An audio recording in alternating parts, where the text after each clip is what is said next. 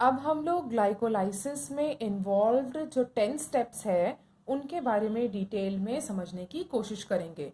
तो हम सबसे पहले यहाँ पर देख रहे हैं ग्लाइकोलाइसिस का सबसे पहला स्टेप, दैट इज स्टेप 1। यहाँ पर हमारा जो स्टार्टिंग मटेरियल है वो है ग्लूकोज, जो कि एक 6 कार्बन कंपाउंड है।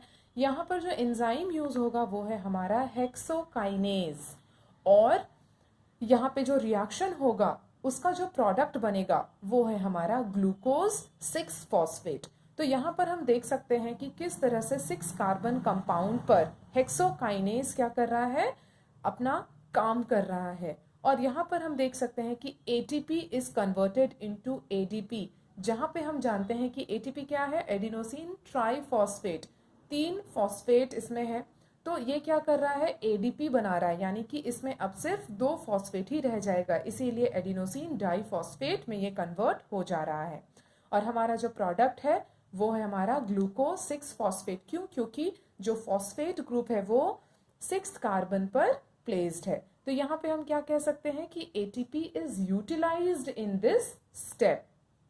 जिस भी प्रोसेस में जहां पर इनऑर्गेनिक फॉस्फेट ऐड होता है वहां पर हम उस प्रोसेस को क्या बोलेंगे, फॉस्फोराइलेशन। तो ये था हमारा पहला स्टेप। अब हम लोग देखते हैं कि सेकंड स्टेप में क्या होगा।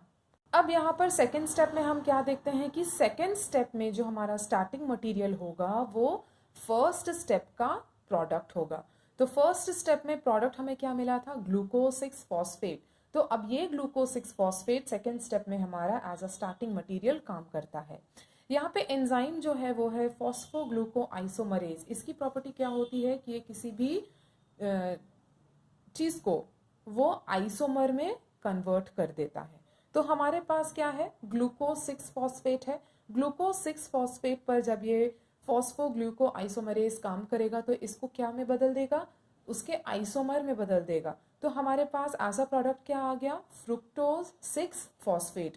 दोनों का केमिकल स्ट्रक्चर हम क्या देखते हैं कि सेम है, 6 कार्बन कंपाउंड दोनों में ही है, और फॉस्फेट ग्रुप भी जो है वो 6 कार्बन कंपाउंड पर ही प्रेजेंट है, लेकिन दोनों का जो अरेंजमेंट होगा वो क्या होगा, डिफरेंट होगा। तो आइसोमर का मतलब यही होता है। अब हम लोग थर्ड स्टेप में जाते हैं। थर्ड स्टेप में हम क्या देखते हैं कि हमारे पास स्टार्टिंग मटेरियल है फ्रुक्टोज 6 फॉस्फेट। यहाँ पे जो एंजाइम यूज होगा वो है फॉस्फोफ्रुक्टोकाइनेज। तो जहाँ पे काइनेज एंजाइम प्रेजेंट होता है वहां पे हमें समझ जाना है कि फॉस्फोराइलेशन होगा। तो हमारे पास एंड प्रोडक्ट क्या मिलता है, फ्रुक्टोज 1,6 बिस फॉस्फेट। यहाँ पर हम देखते हैं कि फिर से 2 मॉलिक्यूल एटीपी का यूटिलाइज किया जाता है for completion of this step. अब हम चलते हैं फोर्थ स्टेप में। तो अब हम लोग स्टेप 4 को समझ लेते हैं। यहाँ हमारे पास स्टार्टिंग मटेरियल क्या है, स्टेप 3 का and product that is fructose 1,6 bis phosphate. यहाँ पे एंजाइम जो काम करेगा वो है हमारा एल्डोलेज। और अनलाइक स्टेप 1, 2 एंड 3 यहाँ पर हमारे पास 2 प्रोडक्ट के फॉर्मेशन होते हैं। स्टेप 1, 2 और स्टेप 3 में हमने देखा है सिर्फ एक एक एंड प्रोडक्ट बन रहा है, लेकिन जब स्टेप 4 में हम आते हैं यहाँ पे हम 2 प्रोडक्ट को बनते हुए देखते हैं। 2 प्रोडक्ट क्या क्या है, dihydroxy acetone phosphate and glyceraldehyde phosphate. अब ये दोनों एक दूसरे के आइसोमर हैं। तो आइसोमर क्या होते हैं ये तो हम ऑलरेडी जानते ही हैं। तो अब हम लोग चलते हैं स्टेप 5 में। अब स्टेप 5 में हमारे पास स्टार्टिंग मटेरियल क्या है, डाईहाइड्रोक्सी एसीटोन फॉस्फेट, और इस पर काम करता है हमारा एंजाइम ट्रायोज फॉस्फेट आइसोमरेज। इसमें हमें प्रोडक्ट मिलता है ग्लिसरल्डिहाइड फॉस्फेट। अब यहाँ पर ये जो ग्लिसरल्डिहाइड फॉस्फेट है ये डाईहाइड्रोक्सी एसीटोन फॉस्फेट का आइसोमर है, यानी कि dihydroxy acetone phosphate is converted into its isomer glyceraldehyde phosphate. इस स्टेप में, फिफ्थ स्टेप में, 2 मॉलिक्यूल ग्लिसरल्डिहाइड फॉस्फेट के बनते हैं एट द एंड। अब हम लोग बात करते हैं स्टेप 6 के बारे में। स्टेप 6 में हमारा स्टार्टिंग मटेरियल होगा ग्लिसरल्डिहाइड फॉस्फेट। यहाँ पे एंजाइम जो काम करेगा वो है ट्रायोज फॉस्फेट डिहाइड्रोजनेज। प्रोडक्ट हमारा जो बनेगा वो होगा 2 मॉलिक्यूल, क्योंकि हमारे पास स्टेप 5 में 2 प्रोडक्ट मिले थे। तो प्रोडक्ट हमारा होगा 1,3-bis फॉस्फोग्लिसरेट। यहाँ पर इस स्टेप में हम ऑक्सीडेशन होते हुए देखते हैं, oxidation takes place in this step, और ऑक्सीडाइजिंग एजेंट जो यहाँ पे यूज होता है वो है हमारा निकोटिनामाइड एडेनाइन डाइन्यूक्लियोटाइड। यहाँ पर ट्रायोस फॉस्फेट डिहाइड्रोजनेस ट्रांसफर करता है हाइड्रोजन आयन टू NAD+, और ये बनाता है NADH+H+।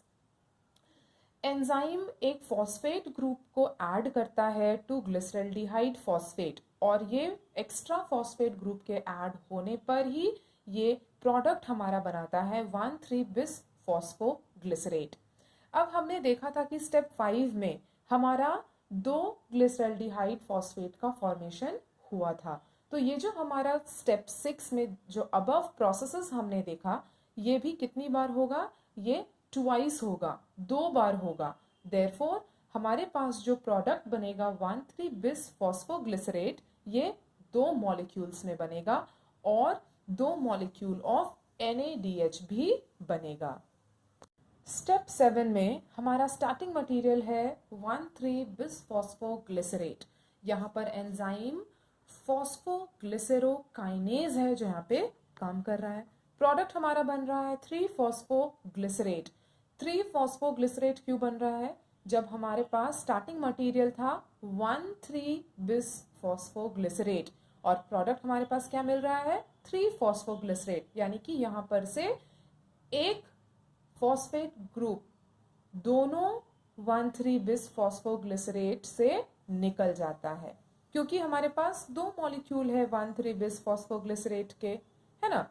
तो यहाँ पर हम क्या देखते हैं कि एक जो फॉस्फेट ग्रुप है वो एडोनोसिन डाइफॉस्फेट के साथ कंबाइन करके एडिनोसिन ट्राइफॉस्फेट बनाता है, यानी कि ATP बनाने में एक फॉस्फेट ग्रुप यूटिलाइज हो जाता है। तो हमारे पास जो प्रोडक्ट बचता है वो है 3-फॉस्फोग्लिसरेट। तो यहाँ पर क्योंकि हमारे पास स्टार्टिंग मटेरियल 2 मॉलिक्यूल्स हैं, तो हमारा प्रोडक्ट जो फाइनल होगा वो भी 2 मॉलिक्यूल्स ही होगा, यानी कि हमारे पास 2 मॉलिक्यूल्स 3-फॉस्फोग्लिसरेट के बनेंगे और 2 मॉलिक्यूल ATP के रिलीज होंगे इन दिस स्टेप।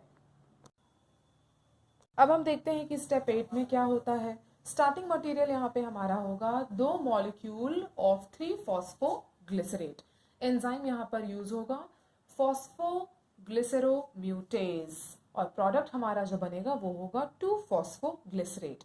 अब यहाँ पर हम क्या देखते हैं कि जो फॉस्फेट ग्रुप है वो 3rd कार्बन से सिर्फ 2nd कार्बन पर चला जाता है, शिफ्टिंग हो जाती है फॉस्फेट ग्रुप की from 3rd carbon to 2nd carbon, इसीलिए नाम सिर्फ चेंज हो जाता है 3-फॉस्फोग्लिसरेट से 2-फॉस्फोग्लिसरेट।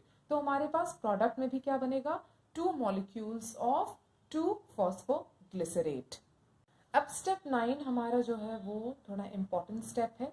यहाँ पे क्या हो रहा है, हमारा स्टार्टिंग मटेरियल हम ले रहे हैं यहाँ पे 2-फॉस्फोग्लिसरेट, 2 मॉलिक्यूल ऑफ 2-फॉस्फोग्लिसरेट। एंजाइम यहाँ पे यूज किया जा रहा है एनोलेज और प्रोडक्ट जो हमारा है वो बन रहा है PEP, फॉस्फोएनॉल पायरुविक एसिड। अब इस स्टेप में क्या होता है? हाइड्रोलाइसिस होता है जिसमें H2O की रिमूवल होती है।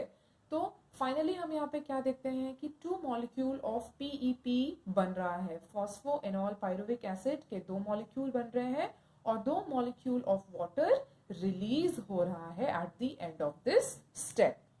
अब हम लोग फाइनल स्टेप 10 की बात करते हैं।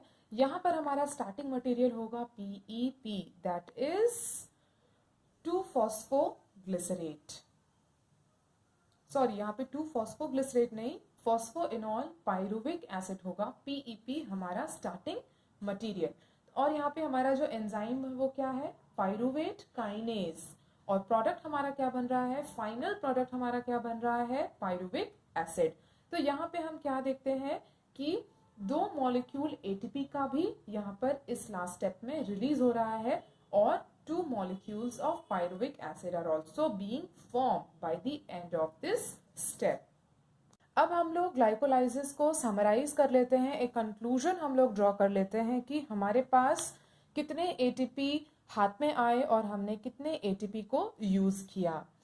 जब हमने एक ग्लूकोज के मॉलिक्यूल को लिया तब ATP यूटिलाइजेशन जो हुआ वो हमारा 1 एटीपी इन फर्स्ट स्टेप। हम देख सकते हैं कि स्टेप 1 में हमने 1 एटीपी को यूटिलाइज किया, स्टेप 3 में भी हमने 1 एटीपी यूटिलाइज किया और टोटल एटीपी यूज्ड हुआ, total molecules of ATP used था वो 2 एटीपी था।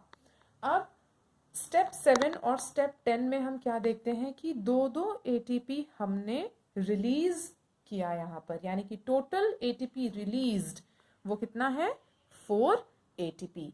तो यहाँ पे हम क्या कह सकते हैं कि नेट एटीपी रिलीज हम कैसे पता लगाएंगे?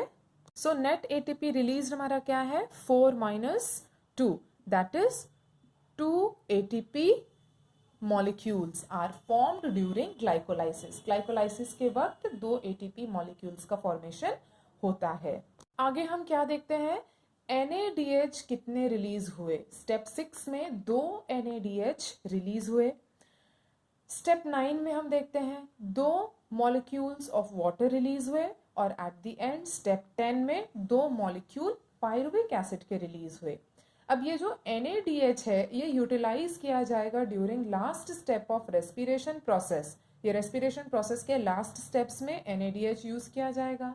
जो पायरुविक एसिड है ये यूटिलाइज किया जाएगा पायरुवेट ऑक्सीडेशन प्रोसेस में, और जो वाटर है वो as a by product release हो जाएगा।